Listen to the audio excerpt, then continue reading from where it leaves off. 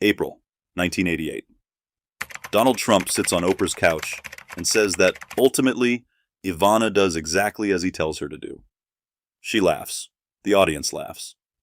That same spring, he handed her the Plaza Hotel and announced her salary in public. $1 a year, plus all the dresses she could buy. She had already signed 4 prenuptial agreements. Within 18 months, she'd be locked out of her own office in that hotel. Then she called a gossip columnist to the plaza and buried him on 11 straight front pages. To understand how she did it, start in Prague, 1971. The salary line was a joke, and everybody in the room understood it as a joke. And that's exactly why it worked. He just paid something close to $400 million for the plaza. He put his wife in charge of it. A reporter asked what he was paying her, and he said, $1 a year, and all the dresses she can buy. It ran everywhere. Harry Hurt III, who reported on the Trumps through the divorce, described her as haunted by that line, striving, in his telling, to earn her keep and keep her self-esteem at the same time. She wasn't decorative. Whatever else you want to say about the marriage, she worked. Executive Vice President for Interior Design. The pink marble in Trump Tower is hers. In the mid-'80s, she ran Trump Castle in Atlantic City as president and chief executive. Then the Plaza, where she reportedly spent tens of millions on the restoration, rewrote the staff dress code, changed the carpets, and this detail is from her own interviews at the time, insisted that every wedge of lemon be cut the same way. So here's the first thing worth sitting with. A woman running a landmark hotel for $1 and a wardrobe is not a punchline about a spoiled wife. It's a compensation structure. And a compensation structure is a form of control. She understood publicity as well as he did, which is why I'm going to spoil one of her stories immediately. In 1988, she told American journalists she'd been an alternate on the Czechoslovak ski team at the 1972 Winter Olympics, downhill and slalom. It has been repeated in obituaries for decades. It isn't true. Czechoslovakia sent 4 women to those games, and none of them were alpine skiers. In 1989, Pomerzny, Secretary General of the Czechoslovak Olympic Committee, said flatly that he'd searched and found no record of her. Snopes went back over it in 2021 and confirmed the same thing. That's not a small correction. It tells you she was building a version of herself long before she met anybody named Trump. She just had a much harder set of materials to work with. She was born Ivana Marie Zelnikova in February 1949, in a town the communists had recently renamed Gottwaldov after the country's first working-class president. It's Zlin again now. Her father, Milos, was an electrical engineer. Her mother worked as a telephone operator. Milos put her on skis at 4 and pushed hard, and the payoff wasn't medals. It was the junior national team, which meant travel documents, which meant crossing a border that most of her neighbors would never cross. She took a master's in physical education at Charles University in Prague. In 1970, she turned up in a children's television series. She was good-looking, athletic, multilingual, and stuck. And in November 1971, at 22, she solved it. She married an Austrian ski instructor named Alfred Winkelmeyer. He was a friend. Every credible account, including her own and her lawyers, says the marriage was never consummated and was never meant to be. She got the Austrian passport in March 1972, and notice the specific shape of the maneuver. She did not defect. Defectors couldn't go home. She wanted a document that let her leave and still return to see her parents, and that's precisely what she got. In August 1973, she took an absentee divorce in Los Angeles, where Winkelmeyer had gone to teach skiing. Keep that in mind. Before she was 25, Ivana had learned that a marriage certificate is a legal instrument, that it can be entered into for reasons that have nothing to do with feeling, and that the important clause is the one that lets you out. She had a real life in Prague, too, and it ended badly. She was involved with Jiří Stadl, a lyricist and playwright who was killed in a car accident in 1973. After that, she went to Canada. In Montreal, she lived with George Siravatka, a Czech who'd defected in 1971 and ran a ski boutique. She told people the two of them were married. They never were. She taught skiing, modeled for Eaton's and the designer Åke Samft, did promotional work around the 1976 Olympics, and took night classes at McGill to sharpen her English. She told the Montreal Gazette in 1975 that modeling was a job, not a career. That's the woman who came to New York in 1976 with a group of models and met a 30-year-old developer from Queens who was, at that point, mostly a rumor about himself. Look at what each of them actually saw. He saw a European with a graduate degree, 4 or 5 languages, a face that photographed well, and an appetite for work that matched his own. One reviewer of the later documentary series put it about right. He chose a life partner deliberately, someone to work beside him and push back. She saw a man with access to Manhattan, a family with money, and, after Czechoslovakia, after Montreal, after living as somebody's not-quite wife, a permanent place to stand. Neither of them was being irrational. Both of them were making an acquisition. Which brings us to the first document. In March 1977, after roughly 6 months together, they sat down to negotiate a prenuptial agreement. The account we have of that room comes mainly from Hertz reporting and from contemporaneous press, so treat the details as reconstruction rather than transcript. But the substance is not in dispute, because the agreement itself became the spine of everything that followed. He wanted a clause requiring her to hand back the jewelry he'd given her if the marriage ended. She walked out over it. She wanted a cash cushion in the event of divorce and asked for $150,000. She settled for $100,000. The lawyer drafting for the Trump side was Roy Cohn. Think about the sequence, because the sequence is the story. 6 years earlier, she had used a marriage to get out of one system. Now, she was signing her way into another one. And this time, the paperwork was written by Joseph McCarthy's former counsel. They married on April 9th, 1977, at Marble Collegiate Church on Fifth Avenue. The officiant was Norman Vincent Peale, the Trump family's minister and the author of The Power of Positive Thinking, a man whose entire theology was that if you present the successful version of yourself confidently enough, reality tends to fall in line. You could not design a more appropriate ceremony for this particular marriage if you tried. She was 13 weeks from her first pregnancy, and she had already signed away her claim on the fortune he hadn't built yet. The bride signed before she said the vows. That is the whole hierarchy of the next 13 years, visible on day one. And nobody in the photographs looks unhappy about it. Donald Jr. arrived at the end of 1977. Ivanka in 1981, Eric in 1984, and the agreement she'd signed did not stay signed. As the fortune grew, she went back and renegotiated in 1979, again in 1984, again in 1987. 4 versions in 10 years. In 1984, the cash figure rose to $2.5 million. By the end, the ceiling stood at $25 million, plus the Connecticut house. Every few years, the marriage got repriced. She always came out with more money and less ground, because each new signature confirmed the same principle. That whatever she built inside that company, her claim on it was whatever the last piece of paper said it was. Nobody outside the family saw any of this. What the public saw was the couple on magazine covers, the couple on Oprah, the couple on the BBC laughing with Dame Edna. New York's self-invented imperial couple, in Marie Brenner's phrase. Now go back to November 1979. Ivana flies to Prague with her 2-year-old son. Her parents meet her at the airport and drive her home to Zlin. It's a family visit. The grandparents will teach that boy fluent Czech over the coming years, and he'll keep it. Someone was taking notes. A file opened on that trip records that Ivana was no longer modeling and was now helping her husband in his business activities, designing interiors for Trump-financed buildings, and that the little boy had 2 nannies and a recently fractured leg. The note, typed up by a lieutenant named Joseph Knopp, said the agency would give her operational attention during her stay. The source was her father. Milos Zelnicek talked to the STB for years.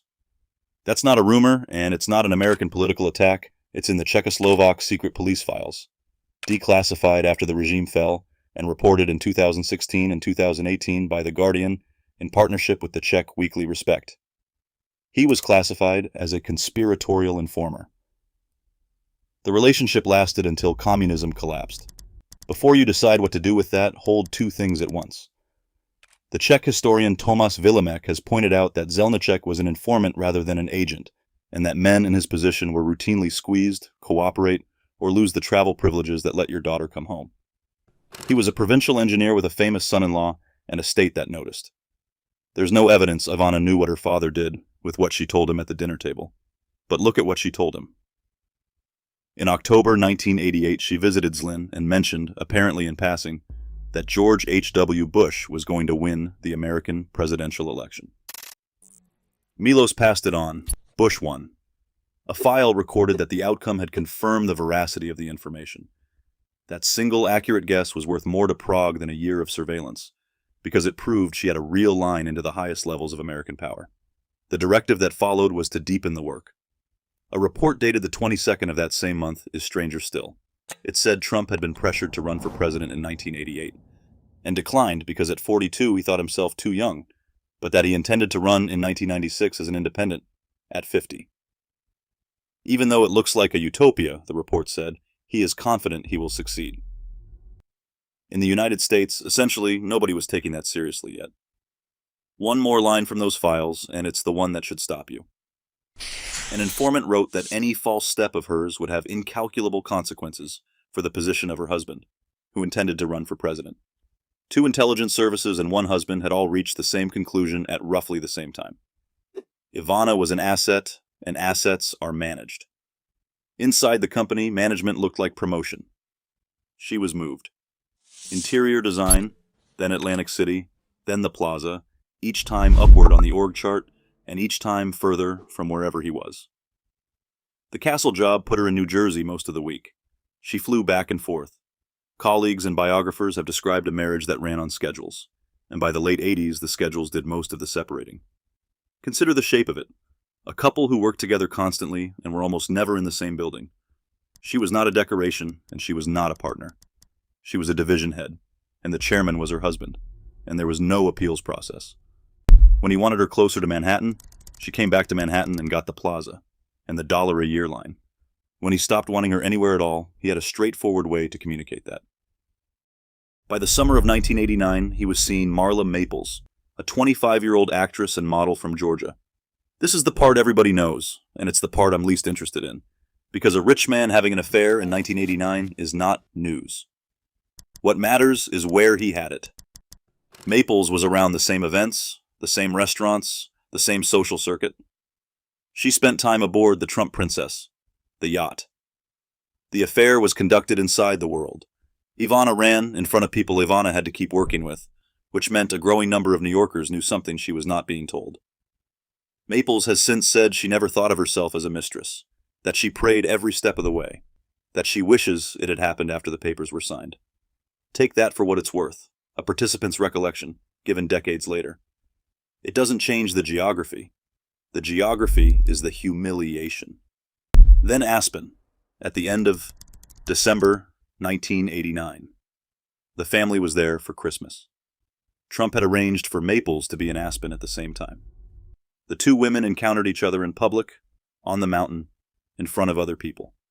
Accounts of exactly what was said vary depending on who was telling it and when, so I'm not going to reconstruct dialogue that nobody wrote down. Here's what isn't disputed. The wife and the mistress were put in the same room by the husband, on a family holiday, with witnesses. That's the thing about the story that gets lost when it's retold as tabloid comedy. He didn't get caught. He arranged it. Ivana understood immediately what had changed. Not that he'd been unfaithful. She was 13 years into a marriage in that city, and she was not naive. What changed was that it was no longer private, which meant it was no longer manageable, which meant the terms of her employment had shifted without notice. She didn't file first. She made a phone call. Liz Smith was the most read gossip columnist in the country, working for the New York Daily News, and she knew the Trumps socially. They had taken her on trips. Ivana asked her to come to the Plaza. Smith went. On February 11, 1990, the Daily News told the world that Donald and Ivana Trump were finished, and the story was framed exactly the way Ivana needed it framed. The wife and business partner, discarded for a younger woman. For 11 consecutive days, it ran on the front pages. Smith later said it was the biggest story she ever covered that amounted to a hill of beans, 2 rich people arguing about money, and that she came to regret becoming a character in it. Trump reportedly threatened to buy the Daily News for the sole purpose of firing her. He couldn't. So he retaliated with the only instruments he had. By that February, according to the Chicago Tribune, he had locked her out of her office at the Plaza. Sit with that image for a second. The hotel she had spent a year and a half restoring, the lemon wedges and the carpets and the staff dress code, the job she'd taken for $1 and a public joke, and the locks changed while the newspapers were still calling her the woman who ran the Plaza. The counterattack ran through the New York Post, where Cindy Adams was a friend of Donald's. On February 13, the Post's front page mocked Ivana's financial demands. On February 16 came the headline that outlived everyone involved. a claim attributed to Maples through a supposed friend about Trump's performance in bed. Maples has denied ever saying it. A Post editor at the time reportedly approved the story on the theory that this was one Donald would never sue over. So the marriage ended the way it had been conducted, as a media campaign, with columnists as surrogates and headlines as artillery. The difference is that Ivana fired first, and Ivana was better at it. She had spent a decade watching him build a personality out of press coverage. She'd taken notes. And it did her almost no good at all, because the paperwork was still the paperwork. Her lawyers went after the prenuptial agreements, all 4 of them, arguing she was entitled to a share of what she'd helped build. Reports at the time put her claims in the range of $150 to $500 million. Her spokesman said she sought only a fair settlement of the fortune she and her husband had built for their family. Her timing was catastrophic. Trump in 1990 was at what he later called the lowest financial point of his life, so overextended that the banks were negotiating with him rather than foreclosing on him. There was no clean pile of money to divide, and the agreements she had signed in 1977, 1979, 1984, and 1987 said what they said. In October 1990, with the divorce still unresolved, Milos Zelnicek died suddenly of a heart attack in Czechoslovakia. He was 63. The funeral was held in Zlín the following month. Donald Trump went with her and stood at her side. I want to be careful here because this is the moment the story could turn sentimental and it shouldn't. There is no evidence this was a reconciliation. They were in open legal war and the tabloids were still running daily. He got on a plane to a country he had no reason to visit, for a man who had spent years reporting on him to the secret police, though there's no indication Trump knew that, and he stood beside his wife in front of her mother and her town, while the American press was calling her every name available. 2 things were true, simultaneously, and the surviving record doesn't let us collapse them into one. He humiliated her publicly and systematically for the better part of a year. He also showed up in Zlín in November. People who have never been in a long marriage find that contradictory. People who have, don't. The trip changed nothing legal. The divorce was granted on December 12, 1990, on the grounds of cruel and inhumane treatment by Donald. That phrase is not a tabloid flourish. It's the legal ground on which a New York judge dissolved the marriage, and it went in uncontested. The money took 3 more months. In March 1991, the New York Times reported the terms: $14 million, the 45-room house in Connecticut, an apartment at Trump Plaza, $650,000 a year for the children, and the use of Mar-a-Lago for 1 month a year. She had asked for a share of the empire and received a visitor's pass to it. But the number was never the real cost of that settlement. Buried in the agreement was a clause about what she was allowed to say, and about who had to approve it before she said it. She signed a confidentiality agreement as a condition of the settlement. Under it, she was required to seek his permission before discussing their marriage publicly. She tried, later, to have that portion struck. He refused. In 1992, an appellate court ruled it enforceable. So the woman who had just won the biggest tabloid war in New York history walked out of the marriage, legally forbidden to describe it, without the approval of the man she'd won it against. She tested the fence almost immediately. She sat down with Barbara Walters for 2020. In May 1991, Trump cut off her alimony payments over that interview and announced he'd sue her for damages. That's the enforcement mechanism, and it's worth naming plainly. Her income was contingent on her silence, and the silence was defined by him. She went back to Oprah in 1992 anyway, and said she would not let men dominate her anymore. Then she did something smarter than defiance. She stopped fighting for the right to tell the true story, and started building a business out of the public one. Look at what she sold for the next 20 years. Clothing, fashion jewelry, and beauty products on the Home Shopping Network and on QVC in London. A fragrance company on Park Avenue. Novels. For Love Alone in 1992, Free to Love in 1993, thinly veiled fiction about a European woman who marries an American tycoon, which is how you narrate a marriage you're contractually barred from narrating. A divorce manual in 1995 called The Best Is Yet to Come. An advice column in the supermarket tabloid Globe, running from 1995 to 2010. 15 years of telling other women what to do about their husbands. And in 1996, a cameo in the First Wives Club, delivering the line she is still quoted saying, "Ladies, you have to be strong and independent, and remember, don't get mad, get everything."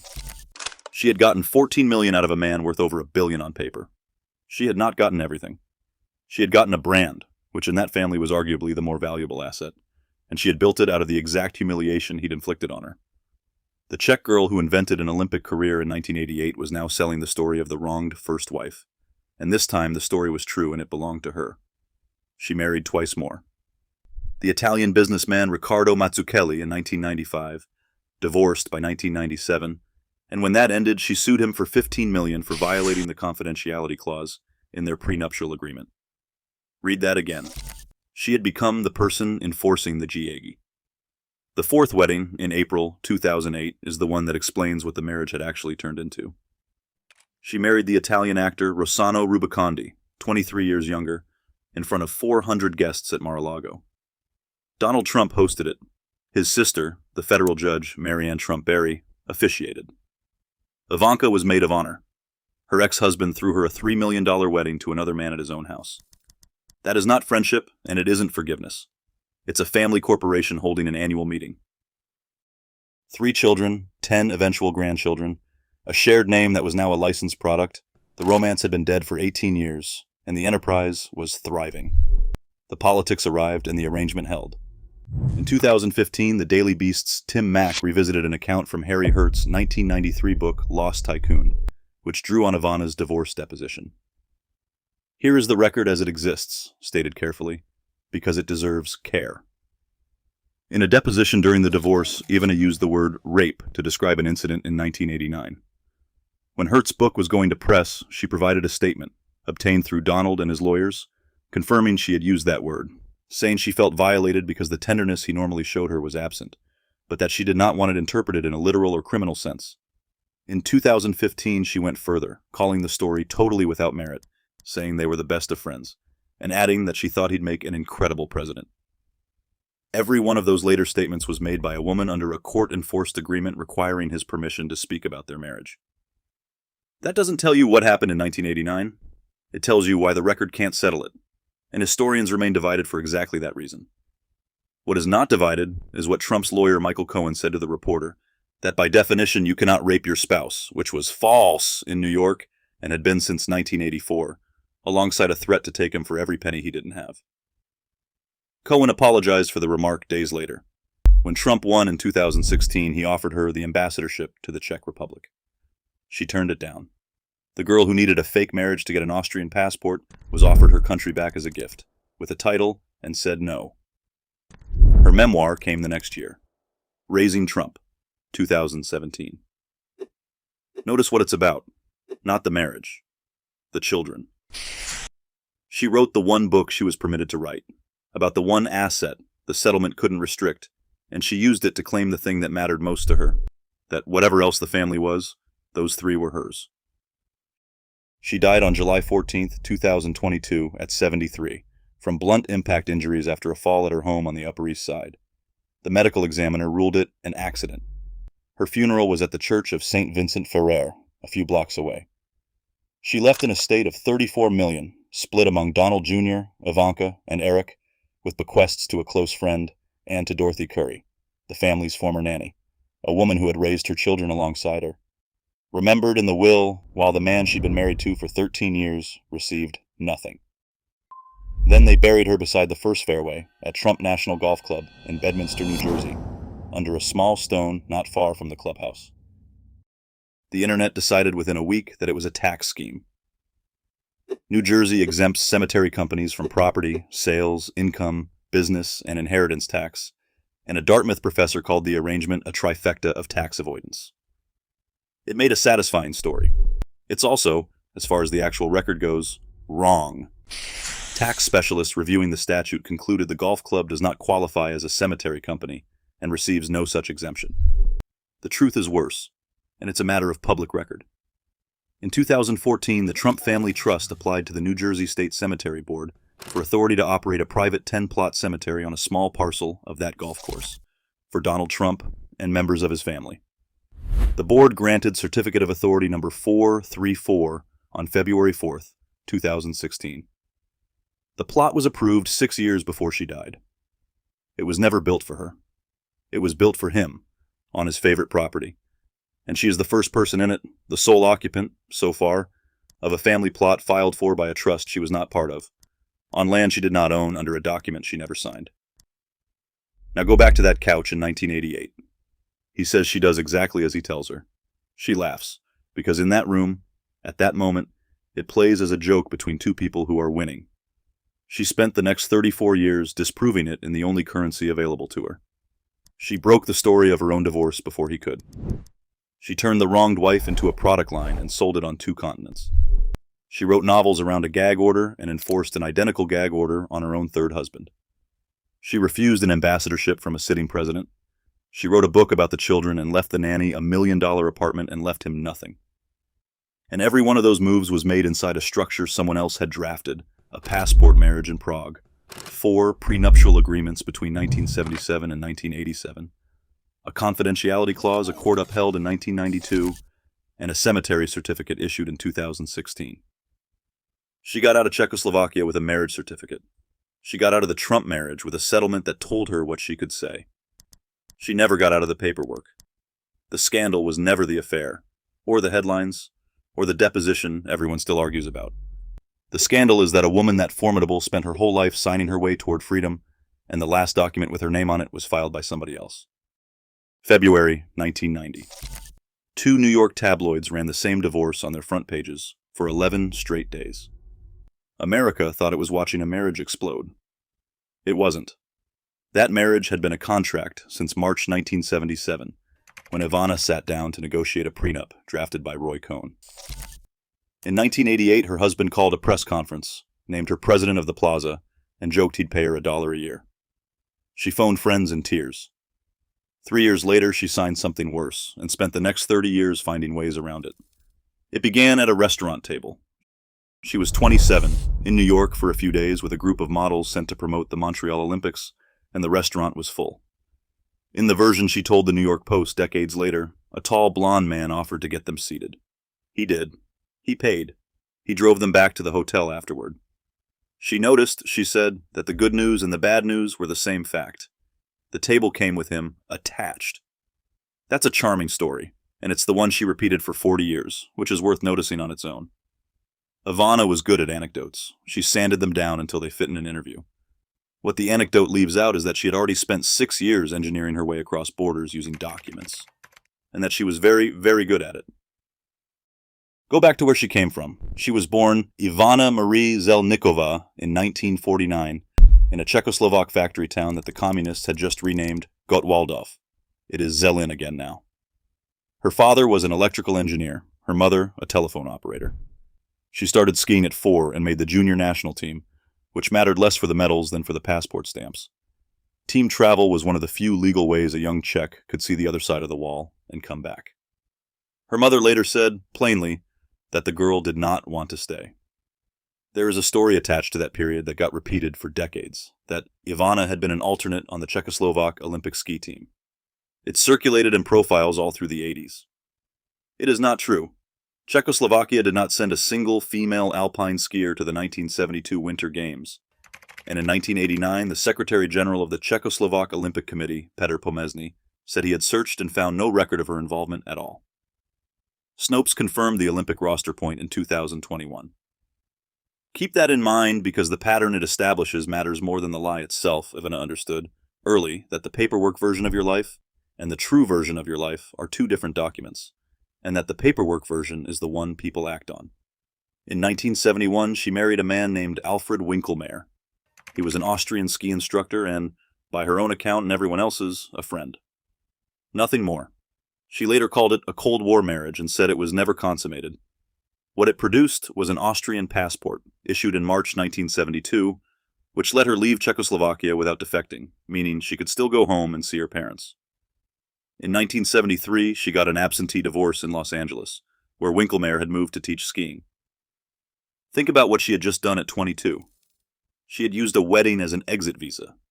She landed in Montreal, where she lived with George Sirovatka, a Czech skier she had dated since 1967, who had defected in 1971, and opened a ski boutique. She worked as a ski instructor and modeled for a Canadian agency. And here is a detail that gets skipped. During those years, she told people she was married to Sirovatka. She was not. They never wed. So by the time she walked into that Manhattan restaurant, She had held one marriage she did not want and claimed a second one that did not exist. Marriage, for Ivana, had never once been a romantic institution. It was infrastructure. There was real loss underneath the maneuvering. Before Canada, she had been involved with Jiří Stadl, a well-known Prague lyricist, who was killed in a car crash in 1973. Years later, in the middle of the Trump divorce, she told Ladies' Home Journal that before all of this, she had known exactly one tragedy in her life. She meant Stadl. That is the only window we get, and it is a small one. She did not hand out many. The paperwork caught up with her, briefly, in 1989. FBI files released decades later show the Bureau reviewing her immigration record while New Jersey gaming regulators were looking at the Trump casinos. An October 1989 document described her Immigration and Naturalization Service file as fraught with inconsistencies about dates of residence, schooling, and employment. Agents noted that she had told the New Jersey Division of Gaming Enforcement she studied at Charles University until 1973 that there was no mention anywhere in the file of time spent in Austria and no other indication she had attended Charles University at all. The Bureau later confirmed she had in fact earned a master's in physical education there in 1972. So the degree was real. The timeline was not. That is the shape of almost everything about her early life, a true thing presented in a shape that served the moment. Now put her across the table from Donald Trump in 1976. He was 30, still living largely inside his father's orbit, and he had just started chasing the deal that would make him the ruined Commodore Hotel next to Grand Central, which became the Grand Hyatt. He was not yet famous. He was a Queens developer with an outer borough name trying to get taken seriously in Manhattan. What did each of them see? She saw a country. She saw a man with money and a construction empire under him, and a route into New York that didn't run through a ski boutique in Montreal. He saw something New York couldn't manufacture, a European woman with an accent, an athletic resume, real design instincts, and an appetite for work. She wasn't decoration. She could run things, and within a few years she would be running very large things. That combination, a wife who upgraded the image and also did the labor, was, from his side, an extremely good acquisition. 9 months after the restaurant, they were getting married. In March 1977, before the wedding, she sat down for the first time to negotiate a prenuptial agreement. The lawyer across from her was Roy Cohn.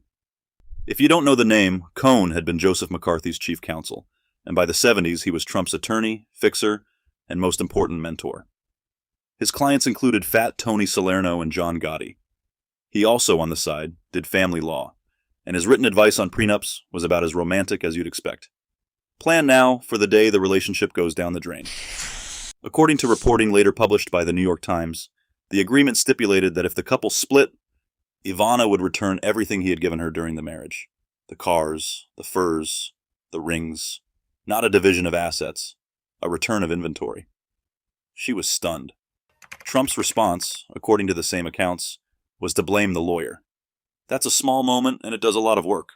The terms were his, the villain was assigned to Cohn, and the deal stood. She signed. Then she signed again and again. Over the years, the couple negotiated 4 successive prenuptial agreements, each one revisiting the price of her exit. Here's the detail that will pay off in 13 years, so hold on to it. Ivana's lawyer during that first negotiation had professional and personal ties to Trump's own circle. In 1977, that looked like convenience. In 1990, her divorce attorneys would use it as a crowbar, arguing she had never been properly represented at all. They married in April 1977 at Marble Collegiate Church on Fifth Avenue. Sources give the date as either the 7th or the 9th, and the family's own accounts have never fully agreed. The officiant was Norman Vincent Peale, author of The Power of Positive Thinking, and the Trump family's pastor, which is almost too neat. The man who taught America that you can think your way into a better reality presided over the union of 2 people who had each already rewritten their own biography once. Her father, Milos Zelnicek, flew in from Zlin for it. On that trip, his belongings were searched at the airport on the orders of an officer of the STB, Czechoslovakia's state security service. Researchers at the Prague-based Institute for the Study of Totalitarian Regimes, working from files in the Czech Security Services archive, have described the search as a signal rather than an investigation. The message was that permission to visit his daughter in America was conditional. That same year, Zelnicek began cooperating. The STB opened a long-running operation on the couple. Its code name was her first name. So the wedding produced two records. One was the marriage license.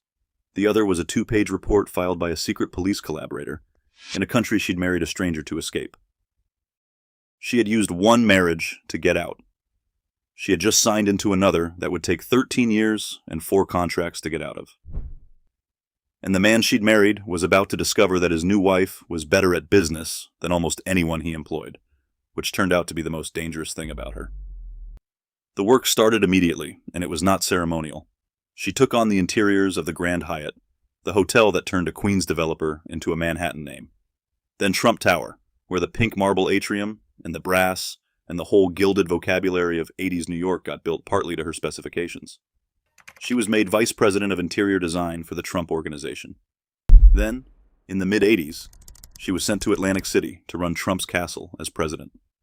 4,000 employees, a casino floor, payroll, comps, marketing, the whole machine.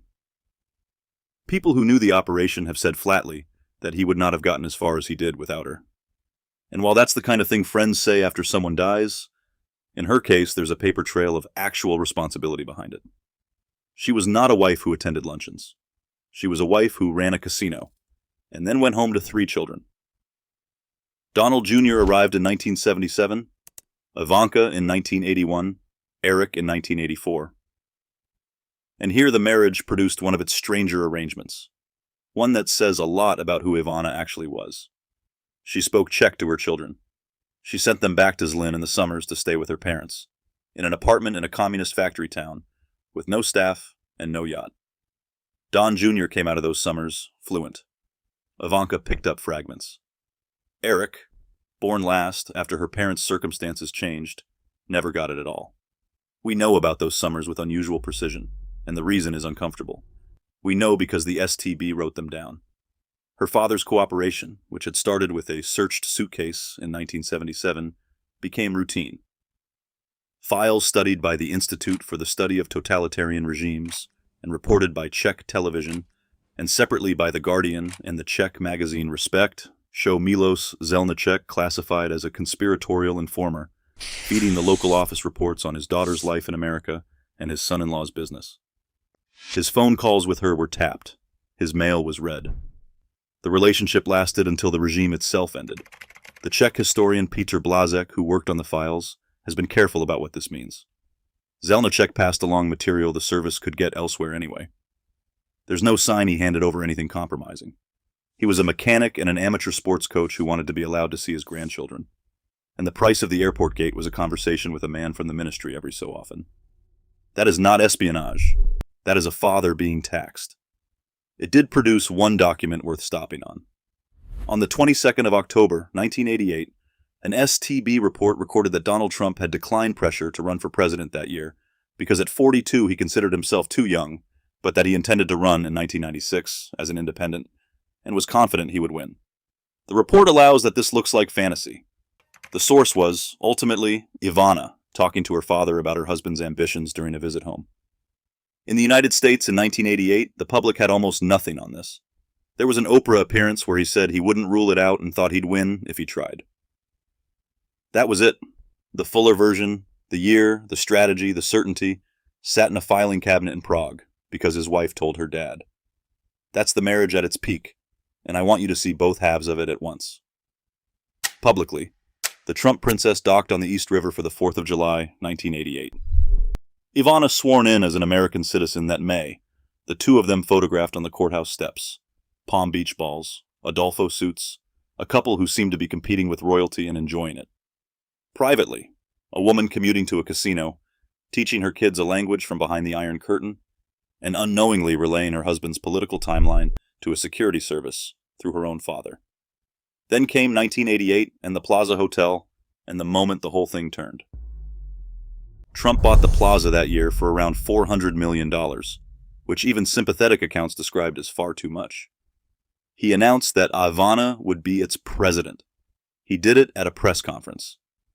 According to Marie Brenner, who reported the definitive contemporary account for Vanity Fair in September 1990, he told the room that his wife was a brilliant manager and that he'd pay her $1 a year and all the dresses she could buy. Read the joke again. $1 a year and dresses, delivered to reporters about the woman who had just spent years running his Atlantic City property. Brenner reported that Ivana called friends afterward in tears, asking how he could humiliate her that way. Everyone treated it as a promotion. It was the opposite. Ivana had argued against Atlantic City from the start, on the unglamorous grounds that the place had no airport. She lost that argument, and then went down there and made the property work anyway. By 1988, though, Atlantic City had a new feature: Marla Maples. Brenner's reporting describes the affair as underway well before Ivana knew of it, and some later accounts date it to 1985, which should be treated as an estimate rather than a fact, since the people best positioned to know all had reasons to shade the calendar.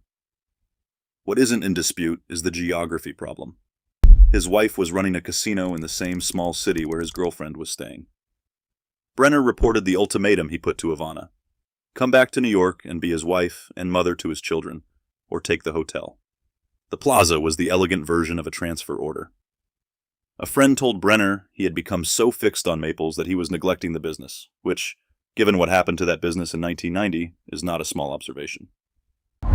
So she took the Plaza in New York at a nominal salary, 120 miles from where her husband's actual life was happening. She had been promoted out of the room. She did not find out for another year and a half.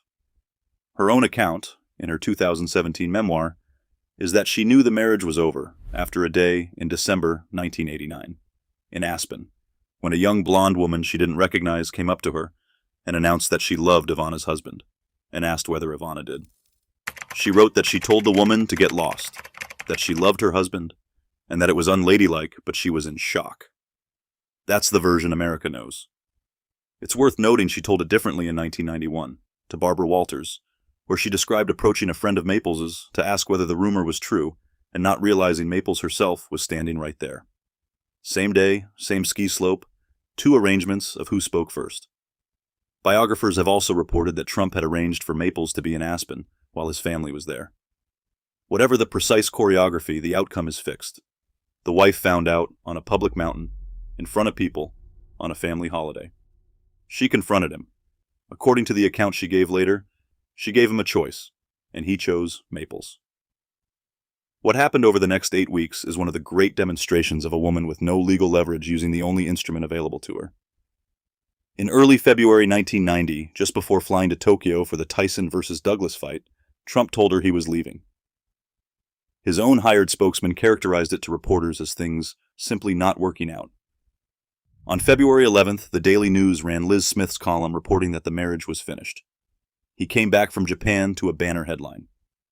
Smith was not a neutral party, and never pretended to be. She knew the couple socially. Ivana asked her to come to the Plaza. The news coverage that followed was unmistakably on Ivana's side. The loyal wife, the working partner, the woman who helped build the empire, and was now being discarded for a younger woman. The paper ran Trump material on the front page for 11 consecutive days. Newsweek put them on the cover on the 26th under the headline, "The War of the Trumps," and noted that the pro-Ivana framing had a purpose, which became obvious the moment Trump's side leaked the existence of the prenuptial agreement. She had also by then hired the divorce attorney, Michael Kennedy, and a professional public relations man named John Scanlon. That is not the behavior of a woman in shock. That is a campaign staff. Trump lost the press war badly enough that he told people he would buy the Daily News simply to fire Liz Smith. Instead, his side went to the Post. On February 16th, the Post ran the front page that outlived everyone involved: a photograph of a delighted Donald Trump and a headline quoting Marla Maples on his sexual performance. Maples has denied ever saying it.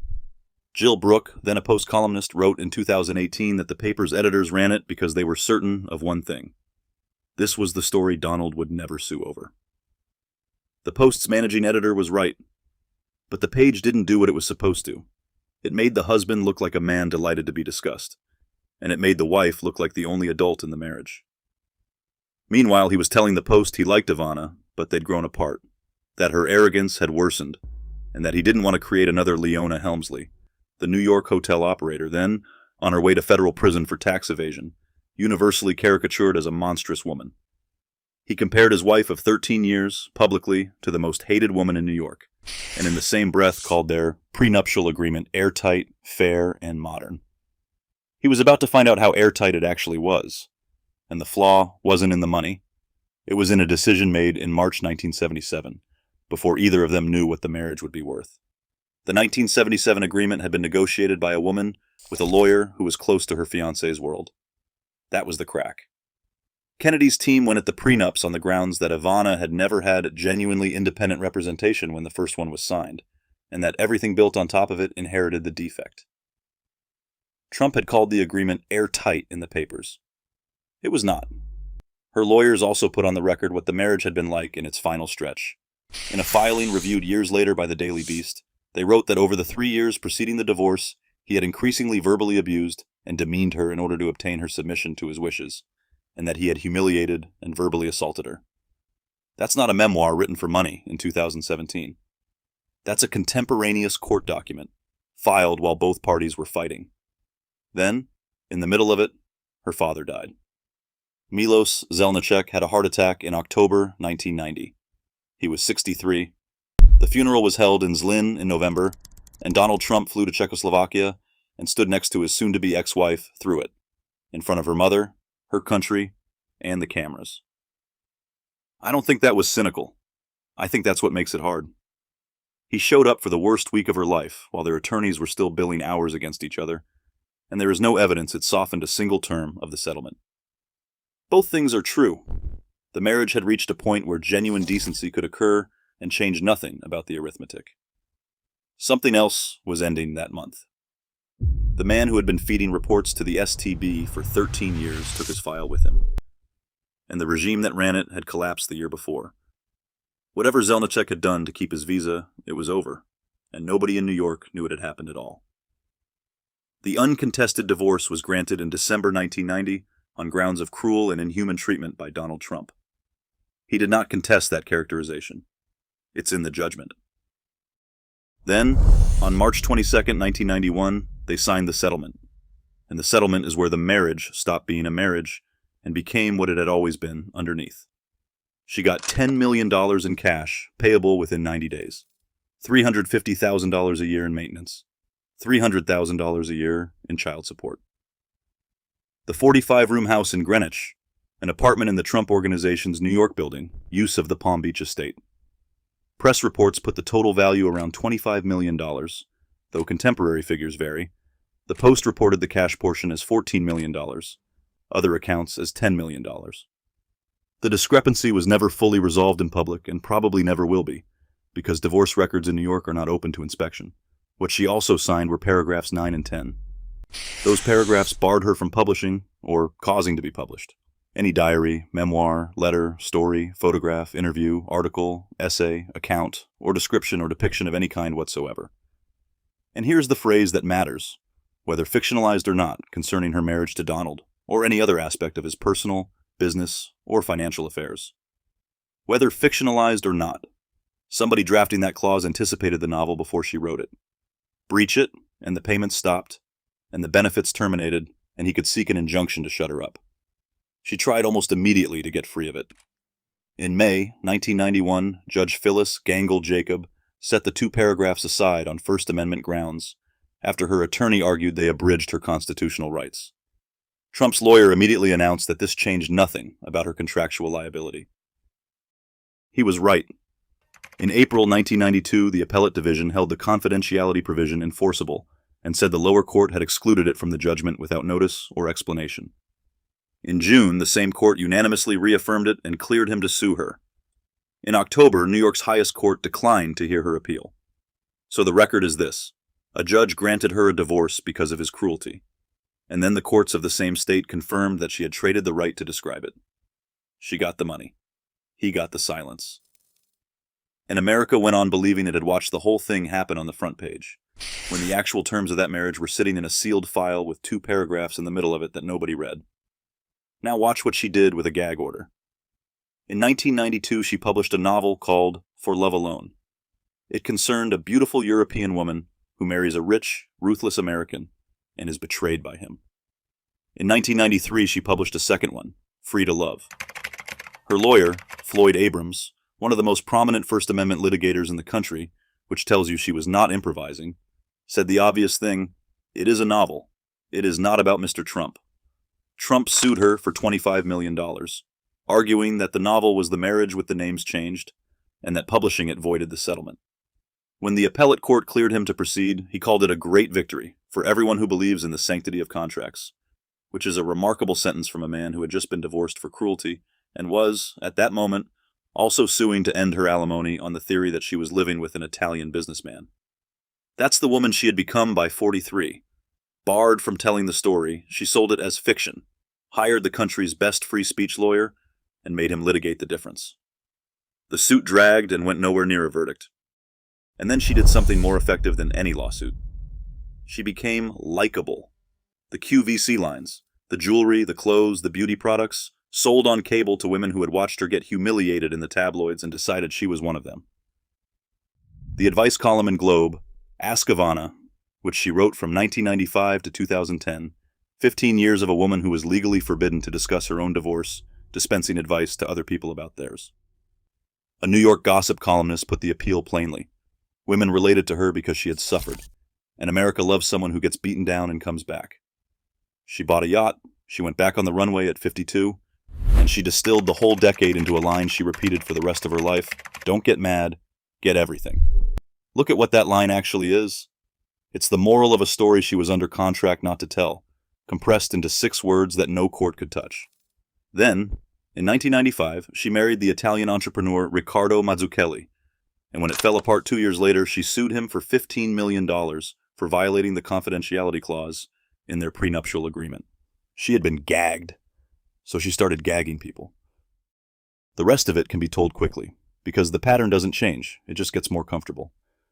In April 2008, she married her 4th husband at Mar-a-Lago, and Donald Trump hosted the wedding. The ex-wife who had sued him and been sued by him got married in his ballroom. In 2015, as he ran for president, a reporter for the Daily Beast went back to Harry Hurt III's 1993 biography, Lost Tycoon, which quoted her sealed 1990 deposition, in which she had used the word rape to describe an incident in 1989. Handle this carefully, because the record demands it. Trump has always denied it. When Hurt III's book was going to press, Trump and his lawyers produced a statement from Ivana that was printed on the first page of the book, in which she confirmed she had said it in the deposition, said she had felt violated, and said she did not want her words interpreted in a literal or criminal sense. In 2015, she went further and called the story totally without merit. Trump's lawyer, Michael Cohen, defending him, told the reporter that a man cannot rape his spouse, then apologized and called his own comment inarticulate. And every one of Ivana's later statements was made by a woman who, since March 1991, could not legally discuss her marriage without his permission, and would lose her settlement if she did. That doesn't tell you what happened in 1989. It tells you why nothing she said afterward can be read as if she were free.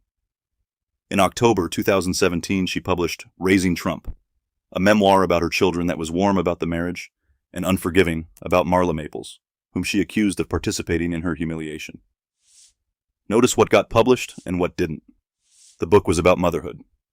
Motherhood wasn't in paragraph 9. On Good Morning America, promoting it, she joked that she had the direct number to the White House but didn't use it, because she didn't want to make Melania jealous. She was, after all, the First Lady. First Lady, okay. Melania's office responded the same day, through her spokeswoman Stephanie Grisham, that there was clearly no substance to the statement, that it was attention-seeking and self-serving noise, and that the actual First Lady planned to use her title to help children, not sell books. Ivana had made a joke on morning television and drawn return fire from the East Wing. At 68, with a gag order still on her, she could move a White House with one sentence. She died at her Manhattan townhouse on July 14, 2022, at 73, of injuries from a fall. She left an estate of about $34 million, most of it split among Don Jr., Ivanka, and Eric, with bequests to a close friend and to Dorothy Curry, the family's former nanny, the woman who had helped raise the children while their mother ran a casino. She was buried at Trump National Golf Club in Bedminster, New Jersey, in a simple grave near the first tee, on grounds the club had registered as a cemetery. Go back to that press conference in 1988. He stands up in front of reporters, names his wife president of the Plaza, and gets a laugh with the line about $1 a year and all the dresses she can buy. It plays as affection.